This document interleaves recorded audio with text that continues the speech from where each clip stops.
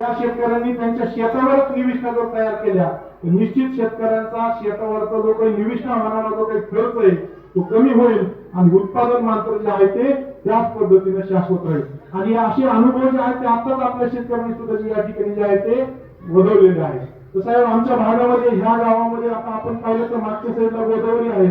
मुबलक असं पाणी आमच्या ह्या भागामध्ये आहे, त्याच्यामुळे ऊसाचं क्षेत्र जवळपास त्या गावामध्ये 70% क्षेत्रावर ऊस होतो, 5% क्षेत्रावर जे ते कापसाची शेती होती आणि राहिलेलं जे काही आहे ते खरीपामध्ये सोयाबीन आणि रब्बीमध्ये जे आहे ते हरभरा या पद्धतीने आमची शेती होती। त्यामुळे याच्यामध्ये मोठ्या प्रमाणामध्ये ऊस शेतीमध्ये जी काही खतावरचा होणारा खर्च आहे तर तो कशा पद्धतीने आपल्याला कमी करता येईल, त्याप्रमाणे ठिबकच्या माध्यमातून आपली जी काही औषधं आपण जे काही मार्गदर्शन करणार आहे तर त्याचा ऊस शेतीसाठी कशा पद्धतीने आमच्या शेतकरी बांधवांना फायदा होईल आणि शेतकऱ्यांचा